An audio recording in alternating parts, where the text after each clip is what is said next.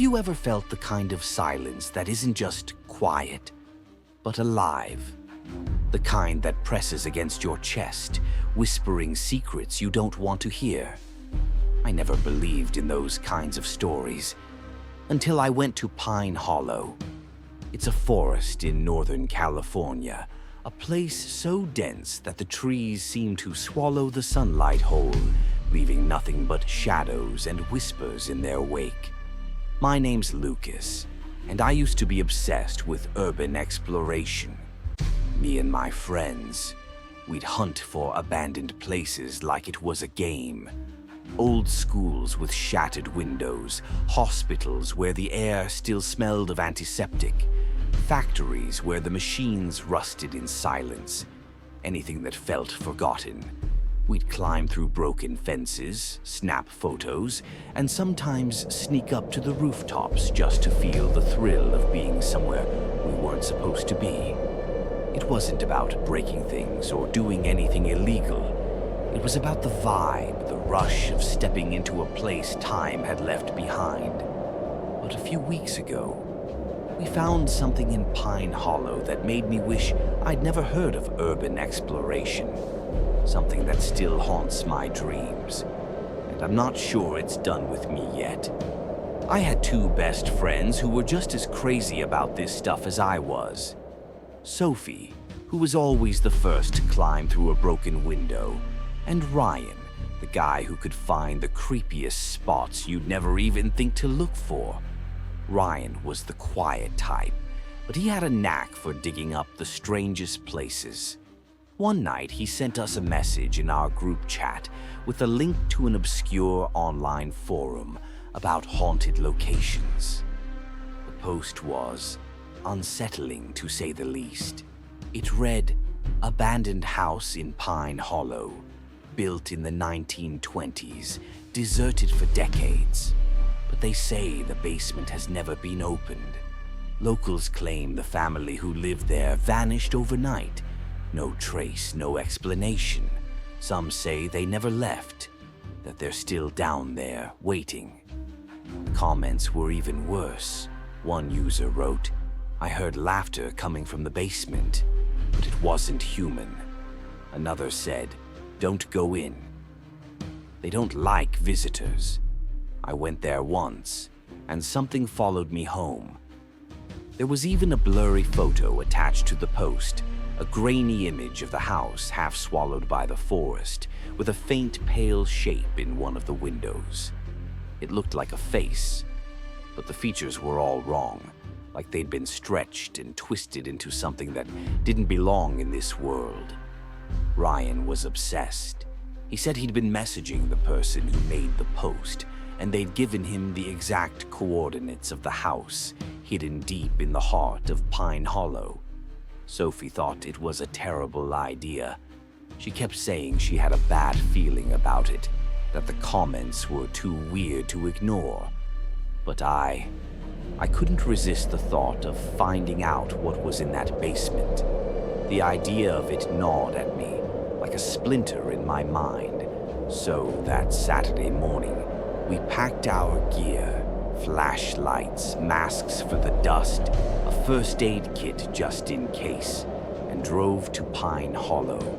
The drive was longer than I expected, nearly an hour and a half through winding trails that could barely be called paths. The forest seemed to close in around us, the trees growing taller and thicker with every mile, their branches tangling overhead like a cage.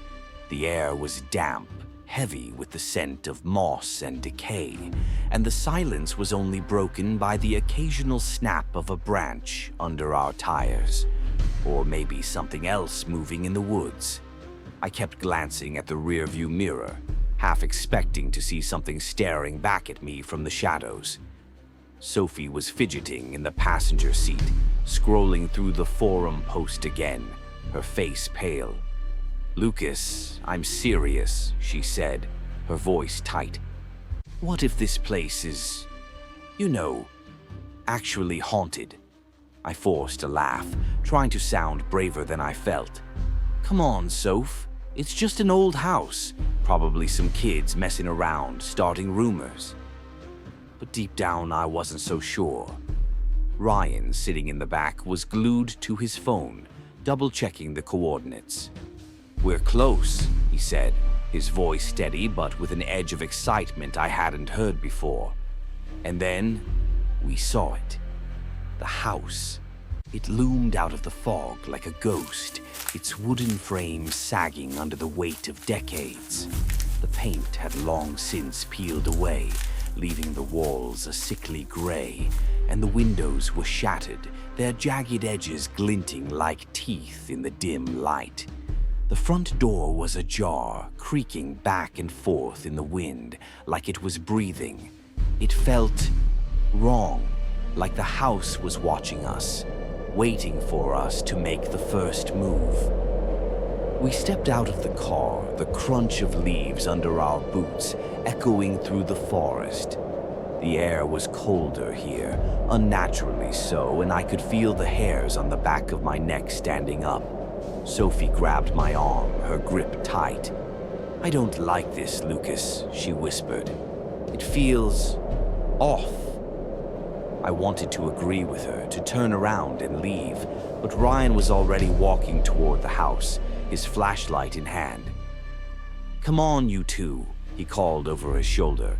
"We didn't drive all this way for nothing." I took a deep breath, trying to shake off the unease, and followed him, Sophie trailing reluctantly behind me. We stepped inside, our flashlights cutting through the dusty darkness. The floor groaned under our weight, each step sending up little clouds of dust that danced in the beams of light. The smell of mold was overwhelming, mixed with something else, something sour like rotting meat. There were broken pieces of furniture scattered around, a chair with a missing leg, a table covered in claw marks, a faded photograph on the floor showing a family. But their faces had been scratched out, leaving only empty, jagged holes where their eyes should have been. My stomach twisted, but I didn't say anything. We kept moving deeper into the house until we found it, the door to the basement. It was wooden, warped with age, with a rusty padlock hanging from the handle. Ryan gave it a single tug, and the lock snapped open with a loud crack that echoed through the house. He pushed the door open, and a wave of cold air rushed up from below, carrying with it a faint, metallic scent, like blood. He looked at us, his eyes gleaming with a mix of excitement and something else, something I couldn't quite place. "If we don't go down now," he said, "we'll never know." I swallowed hard, my mouth dry, and nodded. The stairs creaked under our weight as we descended, each step sounding like a scream in the silence. The air grew colder with every step, and the darkness seemed to press in around us, thicker than it should have been, like it was trying to swallow the light from our flashlights. The basement was bigger than I expected, with damp stone walls that glistened with moisture, as if the house was sweating. Old crates were stacked in the corners, their wood rotting and covered in strange black mold that seemed to pulse faintly in the light. There was a cracked mirror on one wall, its surface so dirty I could barely see my reflection. But I swear I saw something move in the glass, a shadow that didn't match any of us. The air was freezing, and the silence was so heavy I could hear my own heartbeat, loud and frantic in my chest. We walked slowly, our flashlights scanning every corner, the beams trembling in our shaky hands. There were strange markings on the walls, scratches deep and jagged, like something had clawed at the stone in a frenzy. And then there was the smell.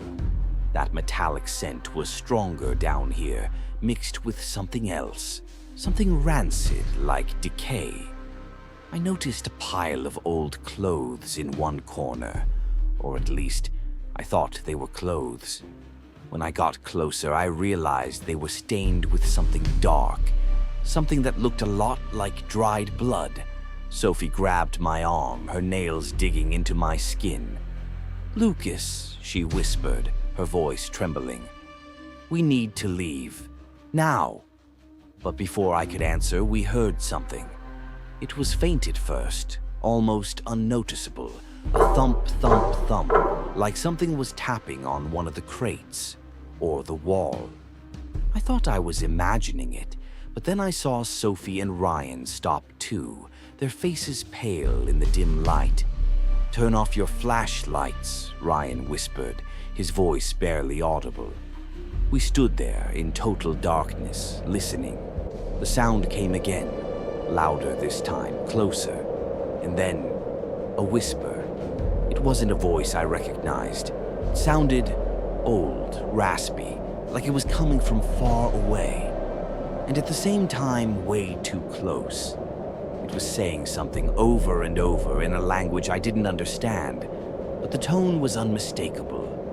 It was angry, hungry, like it was calling for us. We stood there, frozen, for what felt like minutes, the whisper growing louder, more insistent, until I could feel it vibrating in my chest. My heart was pounding so hard I thought it might burst.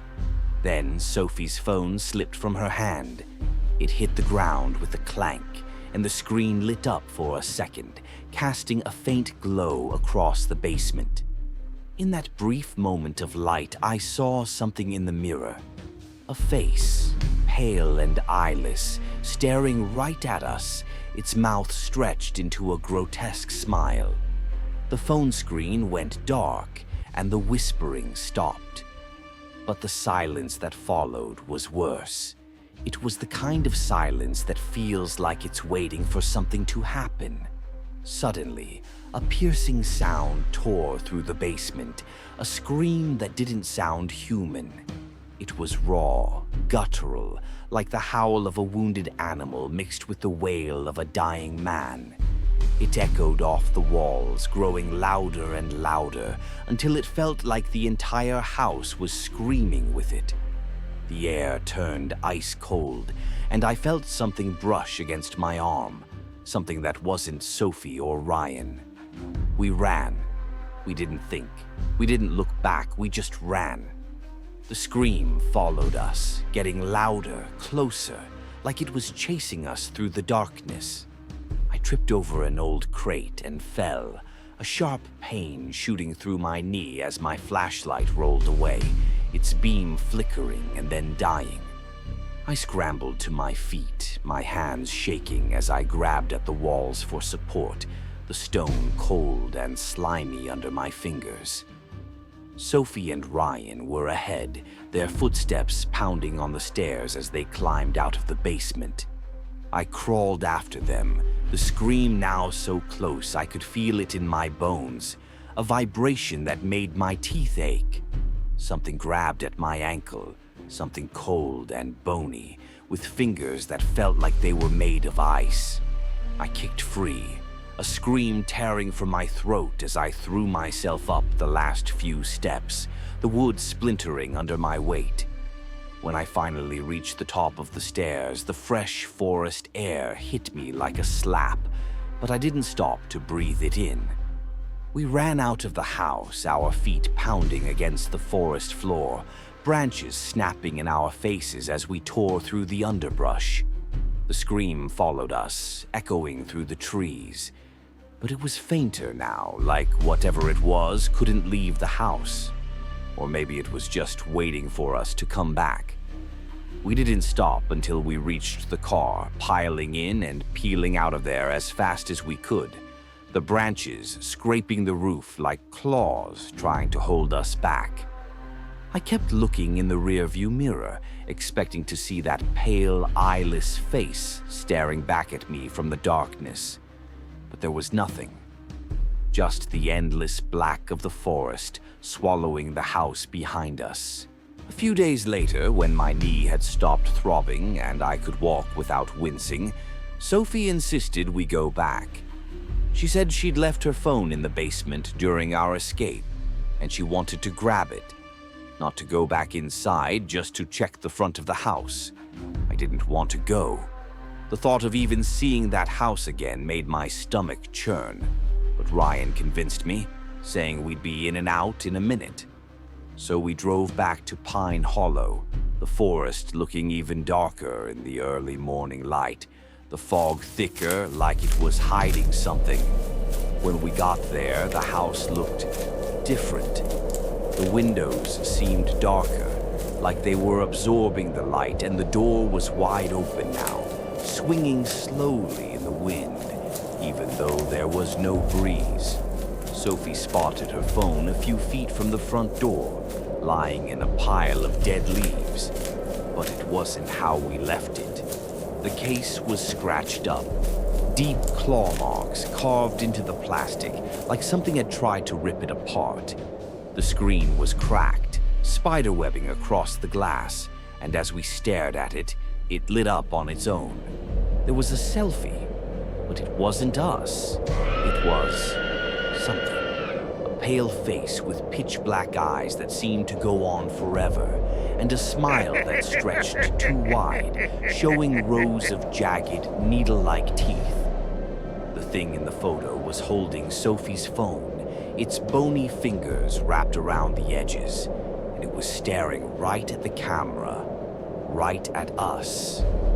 My blood ran cold, and I heard Sophie gasp beside me, her hand flying to her mouth. Before we could do anything, the photo deleted itself, the screen flashing with static before going dark. But that wasn't the worst part. As the screen went black, we heard it. A whisper, faint but unmistakable, coming from the phone. Or maybe from the house. It was the same raspy voice we'd heard in the basement, and this time I understood what it was saying. You came back. We didn't wait to hear more. We turned and ran, the whisper growing louder, turning into a scream that followed us through the forest. I could feel it watching us, its eyeless gaze burning into my back as we threw ourselves into the car and sped away, the tires kicking up dirt and leaves. I didn't stop driving until we were miles away, my hands shaking on the wheel. Sophie sobbing in the passenger seat, Ryan staring out the window like he'd seen a ghost. To this day, I don't know what was in that basement. A spirit? A demon? Something worse? All I know is I'm never going back to Pine Hollow. But sometimes, late at night, when I'm alone in my room, I swear I hear that whisper again. And I can't shake the feeling that whatever was in that house, it knows where I am. If you're into exploring abandoned places, be careful what you find in the forest. Some things don't want to be found, and some things never let you go.